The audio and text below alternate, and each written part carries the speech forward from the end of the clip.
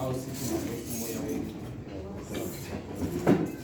Masibhekeni ke incwadi kaMateyu amashumi amabili anesithandathu. Masifundeni kula mqondo wethu. Ndiyafunda ekwazi ke oko uYesu wathi kubo, umfazi lo nimaphulelani na. Inkosi esezulwini mayisikelele ukushunyayela ukufundwa kwelizwi lingakashunyayela kude kubuye uKristu Inkosi. Ndizawurhalela okokuba ndidibanise oomama neentombi. Sele nditshilo ke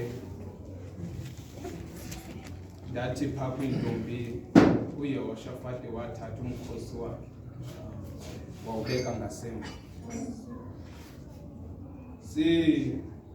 Sikwindlu kaSimoni eBhethani. uYesu uhleli nabafundi bakhe. Andizukuba mde bawuxesile kule into ndizanayo. Andazani noMateyu naye akandazi namandizi. Ayiyo ngxaki ke into yokokuba ungazi noMateyu. Ungangamazi umbhali wencwadi kodwa usazi isibhalo. Lezumazi umbhali wencwadi isibhalo sasazi. Kodwa mna namhlanje ndithunywe esibhalweni. uYesu nabafundi bakhe bawubhomoyi engathi bebelungisa izinto zebandla. Usondela ixesha mafawundo kokuba iintshaba zikaYesu zenza ukuthanda kwakhe. Ithi imbali kaThixo engathi kukhona inkombazana ehletyeleyo bawutyuthu. Okokuba kusondela ixesha lokufa kukaYesu. Yasuka le ntombazana yayiyeka konke kwayo ifemeli yakho wethu. Yangena esixekweni. Isakungena esixekweni ifemeli yakho wethu. Yathatha isheleni isheke nazo, yathenga amafutha exabiso. Isagqiba le ntombi yawathwala, yabheka kunye apho uYesu abuthelene khona nabafundi bakhe. Ewe kwindlu kaSimoni. Ithi ivangeli kaThixo bayifika le nkazana yathatha amafutha yawaqubutha entloko kaYesu. Lazala ivumba lonke indlu yonke family yakho. Amadoda behleli noYesu akabanga amafutha exabiso nam. Ithi ivangeli kaThixo ataphuka ngamadoda athi ngamafutha lana ngaba sithengisile sazuza imali ngawo.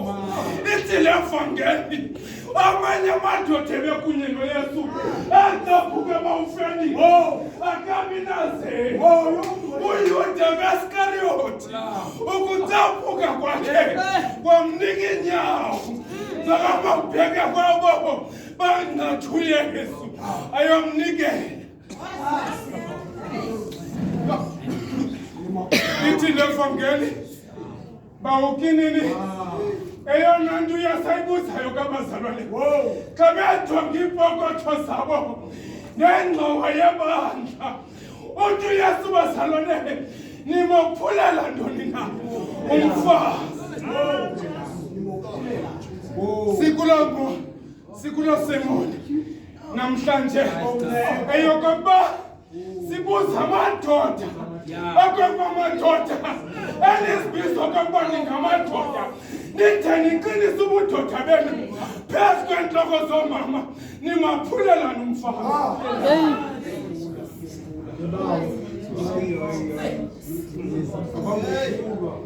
Kuseyeriko family yakho wethu uYoshua uthumela amadoda amabili okokuba yohlola ilizwe bawuntuli ithi ivangeli kaThixo afika la madoda eYeriko kukhona intokazi ebizwa ngegama lokuba lihenyukazi bagama izenzo zale ntombazana ngaphandle kwegama lakhe ngurahabi lo ozokakho ithi ivangeli kaThixo wavuka umkani waseYeriko koba akhona amadoda azohlola ilizwe ithi ivangeli kaThixo abaleka namadoda ngena kwindlu kaRahabi owathatha uRahabi wamfihla banjalo mama abantu abanenimba abathi indoda noba isebenzi aphuma ihlazo lakho kodwa siphatha amadoda andiwanga abafazi ezinona amadoda abafazi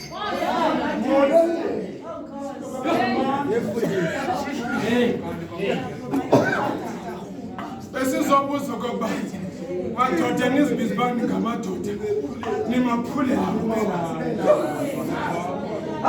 ithi ivangeli yaNkohla uJona athi sakuwahlisa le ntokazi yenza umnqofiso kunye namadoda ngenxa yokuba ibasindisile athi xa ihamba namadoda evumelene nale ntombi okokuba uma uThixo uthe wanikela kuThixo wena nendlu kayihlo uyosindisa ubehlisa ngentsanyelo ebomvu nembi uyehlala kwigumbi hayi buthi mas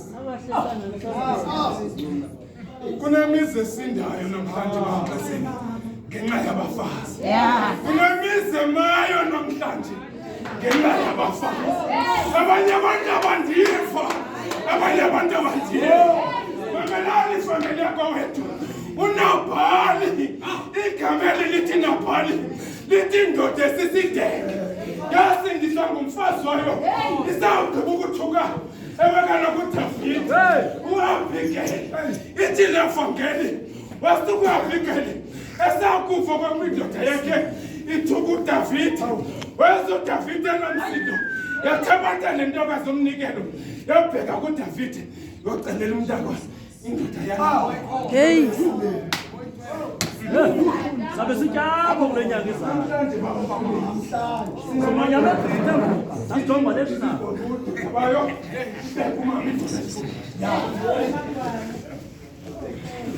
abathi kula madoda njalo emakwedini yekanento ayingani sizathi kula madoda njalo makwedini kwedini ngenxa yokokuba ubudoda bayimqinisela kuntombata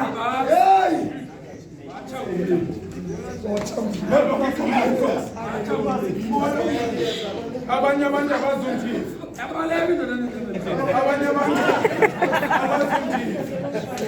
ndifuna umyeka ngefemeli eyona nto sizoyenza namhlanje bawuxesibe sizothi madoda yekani lento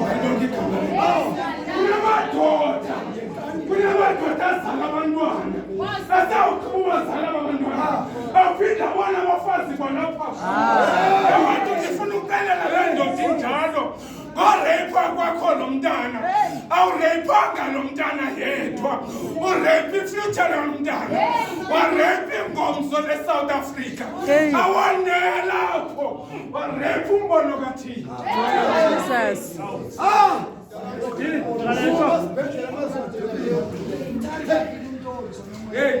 kuba lo mntana bezaba amadoda wakusasa wasuke wena ukubulalela ifuture lo mntana ebengazufana noRamaphosa abagcina imiliyoni endlini zabo ilizwe laseSouth Africa lihlupheka mhlawumbe utshintsho belizawuza ngayo wereyipha wena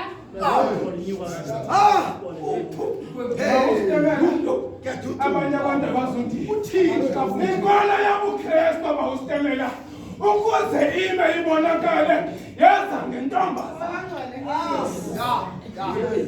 inkolo yabuKristu thinga ukuze ime kuba kwaJuda kwakuphikiswana izinkolo ezimbini i-Antichrist nabo bakholoswa kuThixo kodwa ukuza kwayo le nkolo yabuKristu yazifunjathwe intombazana uMaria.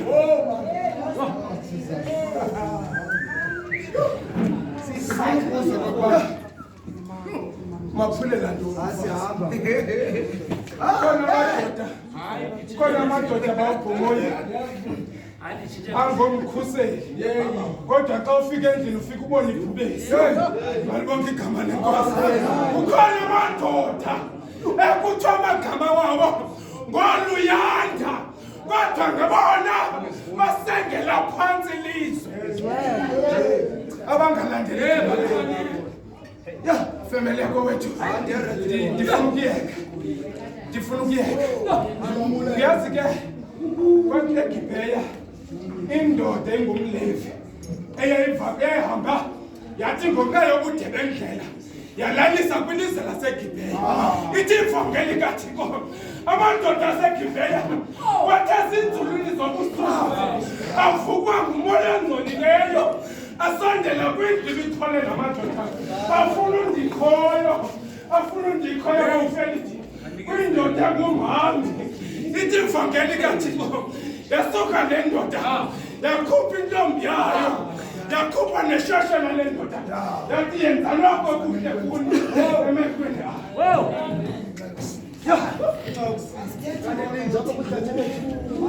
Ithi ivangeli kaThixo asawugqiba namakhwenkwe aseGibheya ukuhleketha ngalo mama. Yeza lesheshe lafika lahlala emasangweni wavuka umlevi wathatha ishoshe lakhe walibeka kundlebento. Wathi xa ifika kwilizwe lakowabo family yakho wethu wafika walinqunqa walityakatha ngenxa yomsindo. Walenza iipisi zaba-12 waligcwalisa kwaSirayeli. Webo mzi wakwaSirayeli wahlazange yabona nje. Ithi ivangeli kaThixo asuka amadoda kufaka eYouTube aseYerusalema kwaSirayeli ayibekele enhliziyweni le nto. Akubone uyibekele enhliziyweni kodwa suka athi makuboniswane ngale nto. Yabangwane nihleli madoda amama bayafa anibonisani ngale nto.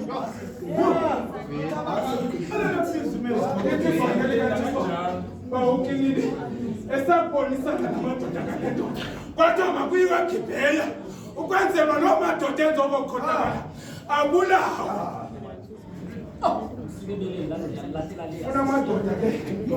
Sifuna amadoda ukusuka namhlanje azawuthi xa esiva kusithiwa nantsi intombi kabani erechiwe angahlali ayifukame.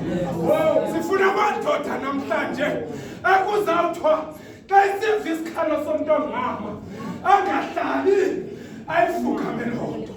Sifuna okokuba acinge ngayo emva kwako abe nezenzo. Ndifuna sibheke emthandazweni. Ndifuna sibhekele emthandazweni wakwenzela okokuba sizokhangela uba uThixo uthi masenga. Uyabona ke ngoku ndifuna uza kuwe ke mntakantobongwane uthi Thixo khawunqande obu bundlobengela bonyaka benziwa ngamadoda emakhwenkweni. Ndifuna uthi nje Thixo khona amadoda enza ukukhohlakala ebantwaneni engembo babo athi umntu ayilogazi lameli alizutyela ifa kwakhe. Ziivesi zimbini. Ndihlala phansi. Ezababa zezisi